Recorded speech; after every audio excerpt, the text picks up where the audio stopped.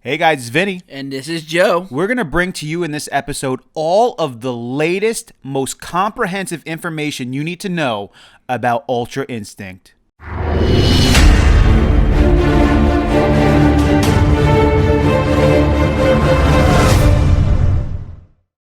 Of course, we're talking about Goku's Ultra Instinct because the fact of the matter is the way Goku is doing this is not the normal way to move into Ultra Instinct. And we know this for a fact because Whis is confused by it.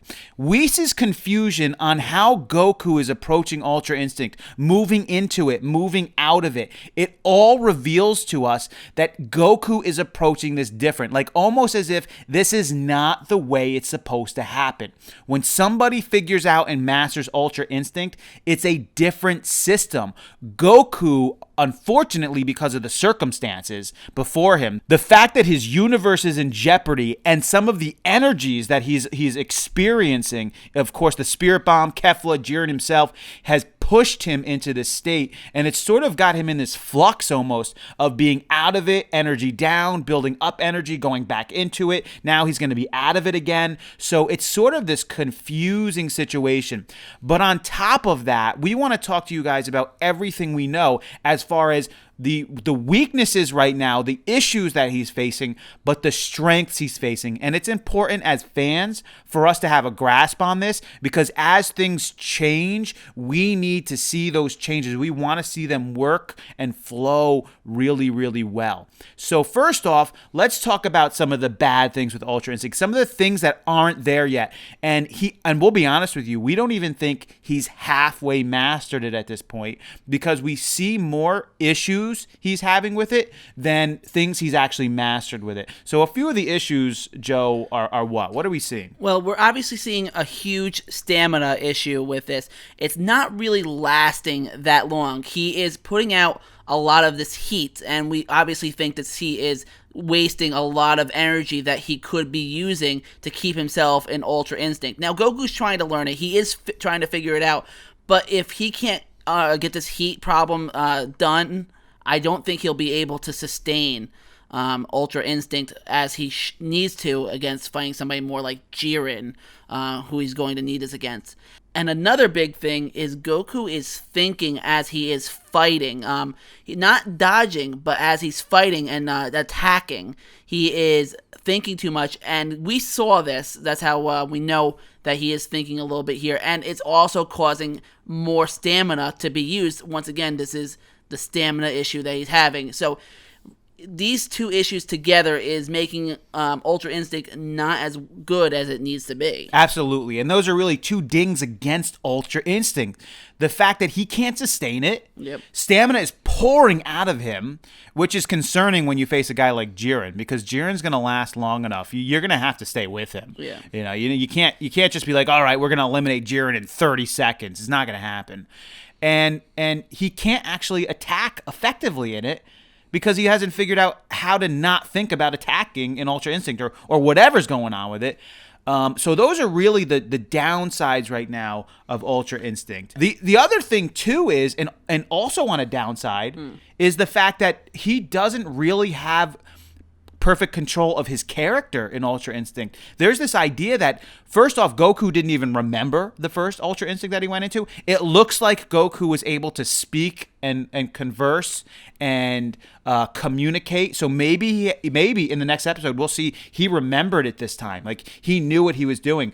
But it still seems like he's not really himself so much yet. I mean, maybe he can become himself, but he's not really. He's like this different character still. Yeah, it almost makes me think of Super Saiyan 3 when he said that he couldn't really control himself in that state. He becomes actually more like angry and more aggressive. And that's why I feel like it's happening here in Ultra Instinct is he's a lot more aggressive.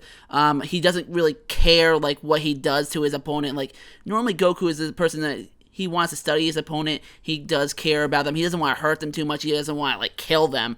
But in this state, he's just like, he'll go at you. He'll go full force. I don't want to say it's almost like Kale, but you remember when Kale, when she went into her Berserker, it's different than Ultra Instinct, obviously. But she had no clue what was happening. But there was a moment where she kind of like mastered it after about 25 seconds. Yep. Obviously, I'm being a little ridiculous, but it was pretty close to that. Goku, it's in some ways, I think when he becomes Goku a little bit more, will help to show us that he's got this thing under control. But right now, he's slowly getting there. So those are all the things that he really needs to still work on, which is a lot. It's a lot of things. It's not as close to Masters as we like to think, but it seems like he got a lot figured out since the last time. So if he can do the same thing with the next time, it should be even further. Yeah, I mean, we are looking for this perfect Ultra Instinct form that Goku will not have the heat, will not have to think about his attacks. And I just can't imagine what his attacks might look like when he actually can use them effectively and not waste his energy thinking about it. It'll be a totally different state. And really, that's why we need another arc past this one. Because you can't give us Ultra Instinct for the last, 19 minutes of the Tournament of Power and not bring something else later. We need to keep exploring this stuff, exploring who Jiren is, right? And some other things that can definitely be done. On the good note, though, Ultra Instinct, he is able to move in Ultra Instinct. He is able to dodge in Ultra Instinct. It's those things he's getting mastered. So as people attack him, the fact of the matter is they can't hit him. And you can see, how well he really is dodging, especially when he's facing Caulifla and he dodges by just the tip of his hair. Well, Vegeta said that he's seeing through her. Basically, 100%. in this form, he sees through you and your movements. So it doesn't he can anticipate anything that he needs to. That sort of control he has is perfect, dodging and moving. And maybe that's more natural for him. That's why he's able to do that. We did say something about Goku being able to not think about his movements a little bit better than Vegeta did in the past. So maybe that's where he's really good at. That's his natural ability, is that he doesn't have to think about dodging as much. And then Vegeta added on to that, it's as if his body is moving on its own. Yeah. So the movement part, the dodging part, great.